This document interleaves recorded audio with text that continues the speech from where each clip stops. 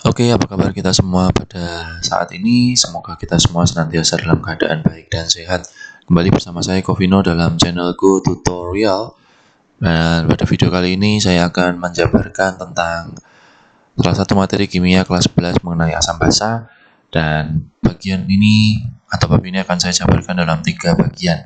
Dan kita akan mulai dari part yang pertama tentang teori asam basa itu sendiri.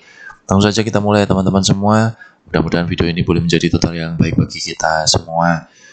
Ya, saya akan memulai dengan bagaimana cara mengenali asam dan basa. Ya, pasti itu pertanyaan mendasar. Ya, nah secara umum ini teman-teman. Jadi yang namanya asam, basa itu bisa dilihat dari beberapa hal ya. Kalau kita menemukan zat di cicip rasanya masam, nah itu berarti kemungkinan besar dia akan merupakan senyawa asam. Sedangkan kalau basa biasanya rasanya pahit, ya, misalkan sabun, ya, itu jelas rasanya pahit, nggak usah dicoba dimakan ya. Nah asam itu juga bersifat korosif. Korosif itu merusak. Biasanya kalau senyawa ada benda terkena asam itu biasanya akan cenderung lebih mudah berkarat atau mungkin lebih mudah keropos ya seperti itu. Nah lalu kalau basa itu sifatnya adalah kaustik atau bisa merusak kulit ya.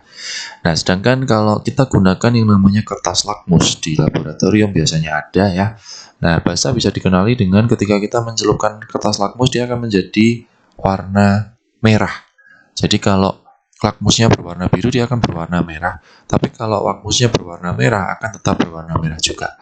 Sedangkan basa akan kebalikannya, dia akan membirukan lakmus merah atau menciptakan warna biru. Seandainya lakmusnya warna biru, dia tetap akan warna biru. Dan dari segi tingkat keasaman yang kita kenal dengan namanya pH, asam memiliki pH kurang dari 7, sedangkan basa itu punya pH lebih dari 7 dan kisarannya nanti mencapai 14 ya kira-kira. Jadi pH maksimal adalah 14. Nah itu secara umum kita bisa mengenali reaksi atau senyawa merupakan asam dan basa. Dan sebelum kita mengenal lebih lanjut tentang bagaimana asam dan basa itu sendiri, kita perlu tahu tentang teori-teori yang mendasari tentang asam basa. Ada 3 teori terkenal yang biasanya diajarkan dari perkembangan teori asam basa itu sendiri, yaitu yang pertama adalah teori asam basa Arrhenius. Ini yang paling klasik dan biasanya kita paling simple untuk mengenali. Jadi yang namanya asam itu pokoknya asal ketika dia diionisasi akan menghasilkan ion H+. Ya.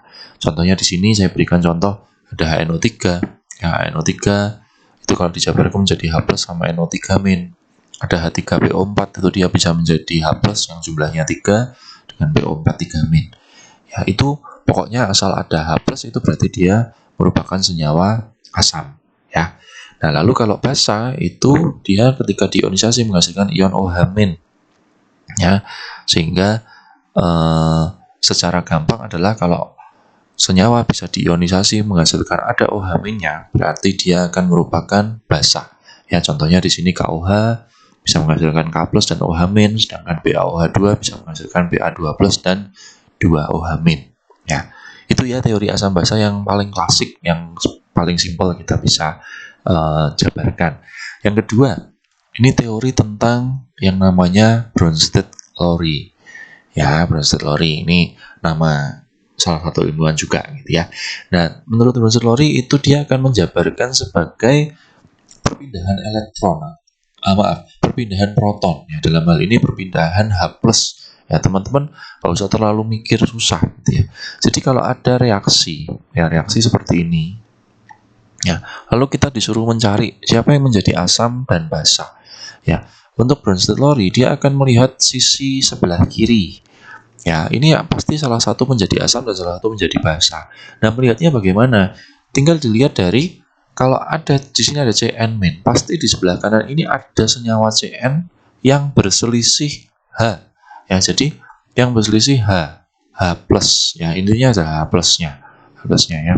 Jadi kalau di sini kita lihat HCN, nah di sini ada HCN, berarti kan ini berpasangan. Nah yang lebih banyak H-nya, itu dia akan menjadi asam. Jadi kalau H-nya lebih banyak, itu akan menjadi asam, ya. Sedangkan kalau H-nya lebih sedikit, itu dia akan menjadi basa. Sedangkan di sebelah kanan, di reaksi hasil, itu secara teori Bronsted-Lowry akan dinamakan sebagai konjugasi.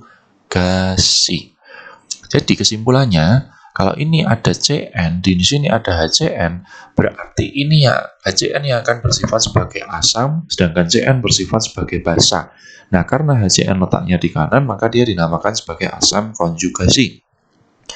Kebalikannya, kalau di sini ada H2O, di sini ada OH, ya ini berpasangan dan berselisih H, ya kan? Yang lebih banyak H-nya adalah H2O. Jadi H2O-nya akan bersifat asam, sedangkan OH-nya bersifat basa. Tetapi karena di sebelah kanan dia akan dinamakan sebagai basa konjugasi.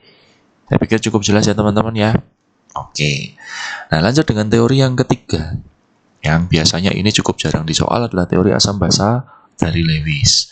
Nah, Lewis ini sudah menemukan banyak postulat tentang ikatan kimia. Maka di sini pun dia juga menyoroti tentang ikatan kimia. Menurut Lewis, asam adalah senyawa yang menerima pasangan elektron ya. Akseptor itu menerima pasangan elektron ya. Ini menerima. Sedangkan kalau basa itu adalah donor. Donor itu memberi ya, memberi pasangan elektron bebas atau PEB. Nah, di sini saya contohkan ada senyawa NH3 dan BF3. Kalau dilihat dari ikatannya, NH3 ikatannya seperti ini. Di sini ada satu elektron bebas nih. Ya, ini elektron bebasnya ya. Nah, sedangkan ada senyawa BF3. BF3 ini memang sudah stabil walaupun dia melanggar oktat ya teman-teman ya. Nah, ini dia perlu nih sepasang elektron.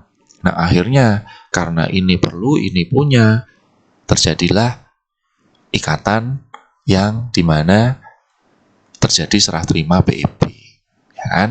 Nah, artinya NH3 sendiri itu memberikan PEB, sedangkan BF3 menerima PEB, ya kan? Jadi kalau NH3 memberikan PEB, dia akan bersifat sebagai basa, ya kan? Karena basa itu memberikan. Tapi kalau BF3 itu dia menerima, dia akan bersifat sebagai asam. Itu ya teman-teman ya. Jadi menurut Lewis, senyawa yang memberikan PEB itu dia akan bersifat sebagai basa, sedangkan senyawa yang menerima PEB dia akan bersifat sebagai asam. Gitu ya. Nah, ini tiga teori yang utama dalam teori asam basa yang biasanya dipelajari di sekolah, ya kan? Dan saya juga akan menerangkan sedikit tentang bagaimana mengenali asam basa di kehidupan sehari-hari. Kita bisa mengenali dengan beberapa indikator ya.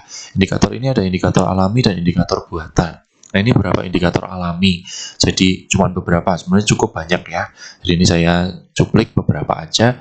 Misalkan kunyit. Kunyit itu kalau dilarutkan dalam senyawa yang asam dia akan berwarna kuning. Dan kalau basa berwarna merah. Artinya cara menggunakannya sederhana ya teman-teman. Kalau misalkan teman-teman punya larutan, milih misalkan kita punya bunga sepatu nih. Nah, bunga sepatunya dimasukin aja ke larutan. Ya, larutan yang kita punya. Seandainya warnanya merah, berarti dia adalah asam, gitu ya.